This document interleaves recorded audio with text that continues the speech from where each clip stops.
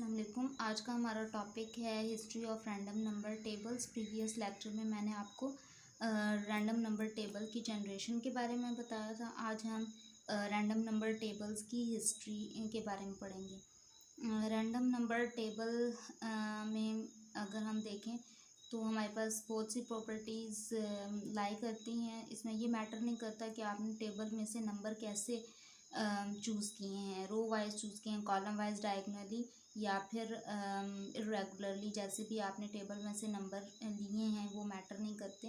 Random number table की और बहुत सी प्रॉपर्टीज़ हो सकती हैं। अब रैंडम नंबर टेबल को जो फर्स्ट टाइम जो पब्लिश किया गया था वो टिपट ने पब्लिश किया था इन 1927 में। और उसके बाद जब इसको 1927 में जब इसको जनरेट किया गया था, इसको जब पब्लिश किया गया था, उस वक्त जो नंबर्स लिए गए थे वो सेंसस रजिस्टर्स में से रैंडमली जो नंबर्स लिए गए थे उनसे इस टेबल को जनरेट किया गया था। उसके बाद इस 1927 के बाद फिशर ने और फ्रांसिस येट्स ने भी रैंडम नंबर टेबल जनरेट किया था। उन्होंने लोगारिथम जो टेबल है उसमें से वैल्यूज़ या नंबर्स जो हैं वो रैंडमली लेकर और फिर उन्होंने ये टेबल जनरेट किया था। और फिर 1939 में 1 लाख डिजिट्स का एक सेट पब्लिश किया गया था, जो कि कैंडल और बिबिंगटन ने इसको बिबिंगटन स्मिथ ने इसको प्रोड्यूस किया था।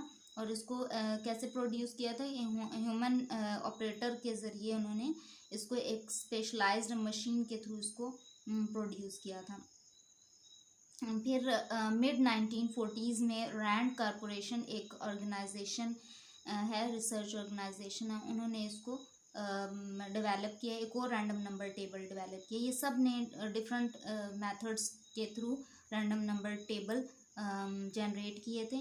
और इन्होंने जो रैंड कॉरपोरेशन ने जो ऑर्गेनाइजेशन है, इसने जो table random number table generate किया था वो मॉन्टे कार्लो मेथड के थ्रू जनरेट किया था। इसके अलावा एक हार्डवेयर रैंडम नंबर जो जनरेटर है, ठीक है, उसमें भी 1 मिलियन रैंडम नंबर जो डिजिट्स हैं, ठीक है, उनको प्रोड्यूस किया गया था।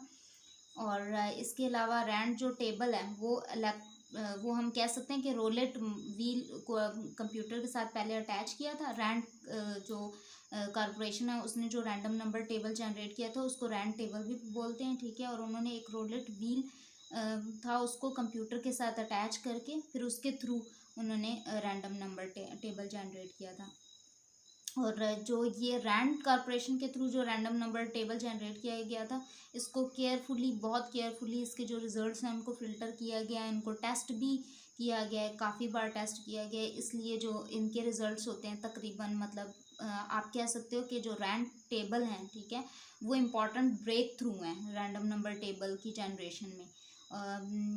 इसके अलावा जो रैंडम नंबर टेबल को क्योंकि ये बहुत बार टेस्ट भी इनको किया गया, इस वजह से ये IBM पंच्ड कार्ड में भी यूज़ होते हैं, क्योंकि ये स्मॉल साइज़ में पब्लिश जब किए गए थे तो 10 टाइम स्मॉलर साइज़ में इनको पब्लिश किया गया था।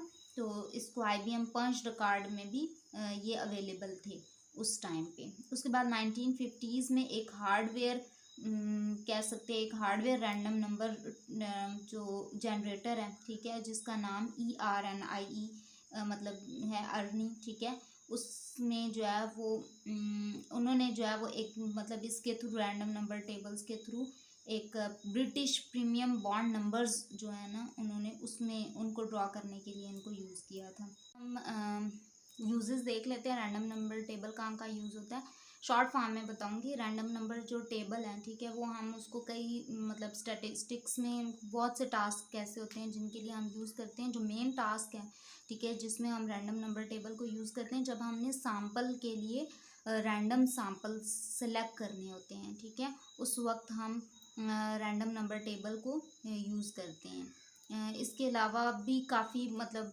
टेबल्स जो आपको स्टैटिस्टिकल टेबल मिलते हैं वो भी हम यूज़ कर सकते हैं, कंप्यूटराइज टेबल भी यूज़ किए जा सकते हैं, ठीक है। और ये जो मेथड है ये इफेक्टिव है अगर मैनुअली आप सेलेक्ट करते हो रैंडम सैम्पल्स को विद डाइजेस और कार्ड्स वगैरह के साथ अगर आप सैम्पल सेलेक्ट करते हो तो उसकी निस्बत जो मतलब मींस मैनुअली जो हम सिलेक्शन करते हैं उसके थ्रू अगर रैंडम नंबर टेबल के थ्रू हम नंबर्स लेंगे, ठीक है, रैंडम नंबर्स लेंगे तो वो ज़्यादा इफ़ेक्टिव होंगे। और रैंडम नंबर टेबल जब हमने लार्ज फॉर्म में कोई डाटा में उसको मतलब उसके लिए सैम्पल चाहिए होते हैं, ठीक है, तो फिर हम रैंडम नंबर टेबल को वहाँ पे हमारे लिए बहुत इफ़ेक्टिव होता है, हम इसको यूज़ कर सकते हैं। अभी हम एक एग्जांपल की तरफ आते हैं, ठीक है, इस रैंडम नंबर टेबल को समझने के लिए। सपोज़ आप एक लार्ज डिपार्टमेंट स्टोर है, ठीक है, और अगर हमने 20 कस्टमर्स को सिलेक्ट करना है, ठीक है, और हमारे पास जो लिस्ट है वो 850 कस्टमर्स हैं, ठीक है, और हम उनमें से 20 अगर कस्टमर्स को लेना चाहते हैं, उनका सैंपल लेना चाहते हैं, ठीक है, तो हम क्या करेंगे इस पर्पस के लिए हम पहले क्या करेंगे कि हम देखेंगे टोटल कितने हैं, मतलब लिस्ट में टोटल जो मेंबर्स हैं या टोटल कस्टमर्स हैं वो कितने हैं, 850 हैं। मैं शॉर्ट फॉर्म में आपको एग्जांपल बता रही हूँ, ठीक है, 850 हैं तो इट मीन्स कि आपने मतलब टोटल जो लिमिट है वो 850 है, तो हमने यहाँ पे रेंज देखनी है कि हमारी रेंज क्या बनती है। तो हमारी जो रेंज बनती है वो 000 से स्टार्ट होगी, क्यों, क्योंकि 850 जो हमारी लास्ट वैल्यू है वो 850 है, मीन्स हमारे कस्टमर 850 हैं। तो 850 को देखें, इसमें ये जो नंबर है ये कितना डिजिट है, 3 डिजिट नंबर बनता है, इसलिए हमारी जो रेंज होगी पहले हम ये डिसाइड करेंगे हमारी रेंज क्या है सिलेक्ट करने से पहले। तो यहाँ पे हमारे पास जो रेंज बनती है वो 000 to 850 रेंज बनती है हमारी, ठीक है। अब इस रेंज में इस रेंज का मतलब ये है कि हमने नंबर जो लेना है वो 3 डिजिट नंबर ही लेना है, ठीक है, और इसकी जो रेंज है वो 000 to 850 है। 850 से अबव वैल्यू जो भी होगी वो हमें स्किप करनी है, ठीक है, और यहाँ पे मतलब 3 डिजिट में वैल्यू हम लेंगे। अब अगर हम रैंडम नंबर टेबल में से अगर हमने लेनी है वैल्यू, ठीक है, और हम वहाँ से वैल्यू अगर सेलेक्ट करें तो यहाँ पे जैसे उन्होंने सेलेक्ट किया तो यहाँ पे उन्होंने ली है 945, मीन्स 3 डिजिट नंबर में हमने लेनी है, तो हम लेंगे 945 या फिर 665, मीन्स ये 3 डिजिट में हम वैल्यू ले रहे हैं। तो यहाँ पे अगर मैं चेक करूँ मतलब रैंडम नंबर टेबल जो मेरे पास अवेलेबल है उसमें देख लेते हैं। तो ये है, यहाँ पे ये टेबल है, ठीक है, रैंडम नंबर टेबल जो बुक में अवेलेबल है। मैंने कहा था कि रैंडम नंबर टेबल के लिए जब हमें रैंडम वैल्यूज़ चाहिए होंगी तो हम हमारी मर्ज़ी है कि हम यहाँ से स्टार्ट करें, स्टार्ट से स्टार्ट करें, ठीक है, स्टार्ट के कॉलम वाइज वैल्यूज़ लेनी है या रो वाइज लेनी है, ठीक है, रो वाइज लेनी है या कॉलम वाइज लेनी है, ये भी हमारी अपनी मर्ज़ी होगी, ठीक है। इसके अलावा 3 डिजिट है, 2 डिजिट नंबर है, ठीक है, तो हमने यहीं से स्टार्ट करना होगा अपनी मर्ज़ी से, जहाँ से स्टार्ट करेंगे वहीं से हमने 3 डिजिट में वैल्यू अगर लेनी है तो 3 डिजिट में लेंगे, 2 डिजिट में लेनी हुई तो 2 डिजिट में लेंगे। इसके अलावा डायगनली में वैल्यूज़ को ले सकते हैं, ठीक है। अभी ये जो यहाँ पे बुक में जो ली हुई है जो एग्जांपल मैं ले रही हूँ उसमें उन्होंने 945 मीन्स लास्ट जो कॉलम बनता है, ठीक है, ये लास्ट 3 कॉलम्स हैं, यहाँ से वैल्यू लिया 945, नेक्स्ट वैल्यू है 665। अब यहाँ पे जो वैल्यूज़ हैं पहले मैं वो बता रही हूँ जो यहाँ पे ली हैं। पहले हम 945 लेंगे, फिर 665, फिर 606, 659, ये 3 डिजिट में वैल्यूज़ हम ले रहे हैं, 833। इसी तरीके से हम ये लास्ट 3 जो कॉलम्स है यहाँ से वैल्यूज़ लेते जाएंगे, ठीक है। हमें जितनी वैल्यूज़ रिक्वायर्ड है, हमें 20 कस्टमर्स की मतलब 20 कस्टमर्स को हमने सेलेक्ट करना है, ठीक है, 20 कस्टमर्स का सैम्पल लेना है, तो हम यहाँ से 20 वैल्यूज़ ले लेंगे। लेकिन यहाँ पे मैंने अभी एक बात आपको बताई थी जो इसमें कि हमारे पास 850 तक की रेंज है, 850 से अबव जो वैल्यू होगी वो हमने स्किप कर देनी है, ठीक है। अभी यहाँ पे हमने ये देखें वैल्यूज़ अगर लेनी है 20 वैल्यूज़ लेनी है तो हम इसमें से ये वैल्यूज़ स्किप कर देंगे या डिस्कार्ड कर देंगे। तो ये 945 हमारी रेंज में नहीं आती तो हम इसको डिस्कार्ड कर दें, डिस्कार्ड करेंगे। 665 हमारी रेंज में आती है, 606 भी आती है, 659 भी आती है, 833 भी आती है, 170 भी आती है, मीन्स हम ये कंटिन्यू रखेंगे और 20 सैम्पल्स ऐसे ही लेंगे। लेकिन 945 जो फर्स्ट वैल्यू थी वो हमारी स्किप होगी, हमने 20 इसको निकालने के बाद डिस्कार्ड करने के बाद जो 20 वैल्यूज़ हैं, ठीक है, जो वैल्यूज़ हमारी रेंज में नहीं आ रही हमने उनको स्किप करने के बाद हमारे पास 20 वैल्यूज़ कंप्लीट होनी चाहिए, हम 20 का सैम्पल ले सकते हैं, ठीक है। इसके अलावा जब हम रैंडम नंबर्स टेबल में वैसे वैल्यूज़ हम चूज़ करेंगे तो हमें कुछ चीज़ों को देखना पड़ेगा। Number 1, obtain the list of items in the population. ठीक है, आपकी जो लिस्ट है, ठीक है, वो किस पे कंसिस्ट करनी चाहिए, या उसमें हम क्या देखेंगे, पॉपुलेशन को भी देखेंगे। अभी मेरे पास पॉपुलेशन कितनी थी, 850 टोटल कस्टमर्स थे, मीन्स ये पॉपुलेशन थी मेरी। ठीक है, किसी भी डिपार्टमेंटल स्टोर की हम कह सकते हैं कि 850 मेरे पास पॉपुलेशन थी। उसी लिस्ट में से मुझे वैल्यूज़ लेनी है। Obtain a list of the items in the population, जो पॉपुलेशन में है उन्हीं में से मैंने सेलेक्ट करनी है। ठीक है, तो मेरे पास जो पॉपुलेशन में थी वो 000 to 850 मेरी रेंज बन रही थी कस्टमर्स की, तो मैंने वहीं उसी में से ही सेलेक्ट करनी है। उससे अबव कोई वैल्यू होगी तो मैं स्किप कर दूंगी। सेकेंड पॉइंट है consecutively number of the items on the list beginning with the 0। ठीक है, मतलब जीरोज से हमने स्टार्ट करना है। कंसेप्टिव नंबर मतलब अगर हम रेंज देखें 000 to 850 है, तो रेंज तो यही बनेगी, यानी स्टार्टिंग हमारी 000 से हो रही है, लेकिन हम क्योंकि रैंडम वैल्यूज़ ले रहे हैं, ठीक है, इस वजह से हम वैल्यूज़ तो रैंडम ही लेंगे, लेकिन हमारी जो आइटम्स मतलब होंगे वो समझ लें इंक्लूड कहाँ से होंगे, 0 से लेकर 850 तक हमारे पास रेंज है। हमने वहाँ से लेकर 850 तक जो रेंज है, 0 से लेके, ठीक है, 0 भी उसमें इंक्लूडेड है। लेकिन नंबर जब हम लेंगे तो कोई भी नंबर हो सकता है, रैंडम नंबर्स ले रहे हैं। थर्ड पॉइंट है read numbers from the random number table. अब जैसे हमने अभी रीड किया था रैंडम नंबर टेबल से वैल्यूज़ को, इसी तरीके से हमने यहाँ पे भी रीड करना है। Such that the number of the digits in each one equals the number of the digits of the last number items on your list. ठीक है, लास्ट आइटम जैसे हमारे पास लास्ट कस्टमर क्या था, 850 था। ठीक है, तो इट मीन्स कि हमारे पास जो रैंडम नंबर जो हमने रीड करने हैं, ठीक है, वो इस तरीके से होने चाहिए कि number of digits in each one equal the number of, यानी जो भी नंबर आपने लेना है, जो भी आपने रीड करना है रैंडम नंबर टेबल से, जो भी नंबर ऑफ जो भी हम डिजिट लेंगे, जो भी नंबर लेंगे, उसका जो डिजिट है वो किस पे कंसिस्ट करना चाहिए, number of digits in each. ठीक है, हर एक को किस पे कंसिस्ट करना चाहिए, number of digits of the last numbered item. Means हमारा जैसे मैंने अभी एग्जांपल में बताया 850 है, तो हमारे पास 3 डिजिट नंबर है, तो हर नंबर जो भी हम चूज़ करेंगे रैंडम नंबर टेबल से, वो हर डिजिट जो है वो 3 डिजिट पे ही कंसिस्ट करना चाहिए, क्योंकि 850 3 डिजिट नंबर है। ठीक है, टोटल 850 कस्टमर्स हैं, तो जो लास्ट जो नंबर होगा उस पे उसके डिजिट्स के इक्वल होना चाहिए।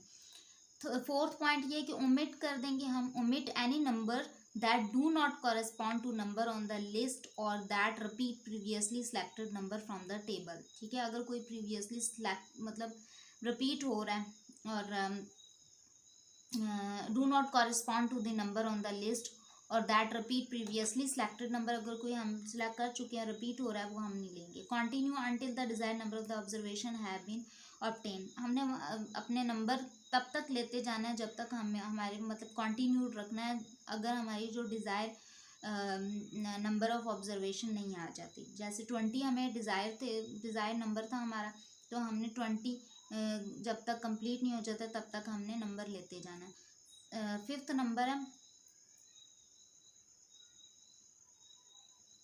कुछ केसेस में हम रिपीट में भी वैल्यू ले सकते हैं। फिफ्थ पॉइंट है use those random numbers to identify the items from the list to include in the sample. Means आपने क्या करना है, random number table can also be use to generate data without performing the actual experiment. अब इसमें random number में क्या होता है, रैंडम नंबर टेबल में एक्चुअल जो है वो हम एक्सपेरिमेंट परफॉर्म किए बगैर भी डाटा या नंबर्स ले सकते हैं।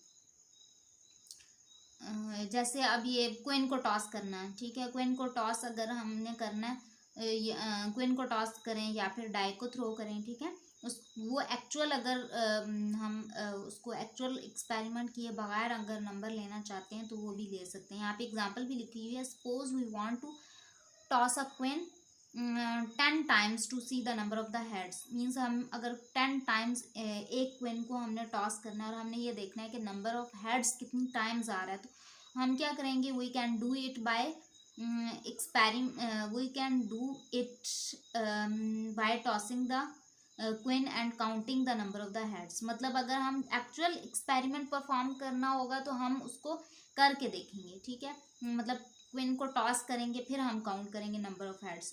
लेकिन हम जो है वो रैंडम नंबर टेबल को यूज़ मतलब ये फर्स्ट मेथड था कि अगर हम एक्चुअल एक्सपेरिमेंट परफॉर्म करना चाहते हैं तो हम क्वीन को पहले टॉस करेंगे, फिर काउंट करेंगे, 10 टाइम्स टॉस करेंगे और हर बार हम काउंटिंग करते जाएंगे नंबर ऑफ हेड्स कितनी टाइम्स आ रहा है। लेकिन अगर हम एक्चुअल एक्सपेरिमेंट परफॉर्म नहीं करना चाहते हो और रैंडम नंबर टेबल के थ्रू हम वैल्यूज़ लेना चाहते हैं तो हम कैसे लेंगे, हम यहाँ पे रैंडम नंबर टेबल को जब यूज़ करेंगे तो इवन जो डिजिट्स हैं जैसे 0 2 4 6 8 हैं, ठीक है, इसको हम किसके लिए रिप्रेजेंट करेंगे, इसको हम हेड से रिप्रेजेंट करेंगे, और जो ऑड डिजिट्स हैं 1 3 5 7 9 will be for the tail, वो टेल के लिए हम मतलब देखेंगे कि जो ऑड नंबर्स अगर आ रही हुए तो हम उसको टेल उसमें काउंट करेंगे, एज अ टेल काउंट करेंगे, ठीक है, और इवन डिजिट्स को एज अ हेड काउंट करेंगे। The first 10 digits of the first column table 1 are reproduced below. H is for the head and T is for the tail. Means अगर random table का यहाँ पे उन्होंने कहा है कि फर्स्ट कॉलम, ये तो अब हमारी अपनी मर्जी है कि हम कहाँ से स्टार्ट करते हैं। फर्स्ट कॉलम से अगर हम वैल्यूज़ लेंगे तो हमने सिंगल डिजिट में वैल्यूज़ लेनी है, ठीक है, क्योंकि जो क्वीन है, ठीक है, उसको अगर हम देखें तो वो क्वीन में टू पॉसिबल आउटकम्स ही होते हैं, हेड एंड टेल, ठीक है, तो इस वजह से वो सिंगल डिजिट नंबर ही बनता है। तो हम यहाँ पे सिंगल डिजिट वैल्यूज़ लेंगे, मीन्स 1 चूज़ करेंगे, 3 चूज़ करेंगे, 0 9 1, और ये कितनी वैल्यूज़ होनी चाहिए, 10 वैल्यूज़, क्योंकि हमने 10 टाइम्स क्वीन को टॉस करना है, ठीक है। तो ये वैल्यू स्टार्ट का जो फर्स्ट कॉलम है इसमें से 10 वैल्यूज़ हम चूज़ करेंगे। अब यहाँ पे इन्होंने डिजिट्स की फॉर्म में मीन्स इसको रिप्रेजेंट करके बता दिया कि रैंडम नंबर टेबल से ये फर्स्ट कॉलम में से 10 वैल्यूज़ चूज़ किए, 1 3 0 9 1 6 3 8 6 7, ठीक है। अब हमने इसमें आउटकम्स जो है हमारे पास कौन कौन से आ रहे हैं, हमने क्या कहा था, जो ऑड नंबर्स हैं वो किसको रिप्रेजेंट करेंगे, हम वो जो रिप्रेजेंट करेंगे वो टेल को रिप्रेजेंट कर रहे होंगे और इवन डिजिट्स हेड को। तो 1 जो है वो ऑड डिजिट है इसलिए ये टेल को रिप्रेजेंट करेगा, 3 भी टेल को, 0 जो है वो हेड को रिप्रेजेंट कर रहा है, 9 टेल को, 1 भी टेल को, 6 हेड को रिप्रेजेंट कर रहा है, जो इवन डिजिट्स जितने भी हैं वो हेड को रिप्रेजेंट कर रहे हैं और टेल को ऑड डिजिट्स। अब यहाँ पे चेक करें तो हमारे पास there are 4 heads and 6 tails, ठीक है, मतलब हेड्स कितने काउंट कर लेंगे, 1 2 3 4 5 6, हम नंबर्स को काउंट नहीं कर रहे, मतलब डिजिट्स को काउंट नहीं कर रहे, क्योंकि हम डिजिट तो ऑड और इवन को रिप्रेजेंट कर रहे हैं, ठीक है। तो हम यहाँ पे टेल काउंट कर लेंगे कितनी टाइम्स है, 1 2 3 4 5 6 टाइम्स टेल है एंड 1 2 3 4 टाइम्स हेड है, ठीक है। तो इस तरीके से हम विदाउट परफॉर्मिंग एक्चुअल एक्सपेरिमेंट हम यहाँ पे वैल्यूज़ ले सकते हैं, रैंडम नंबर टेबल को यूज़ कर सकते हैं।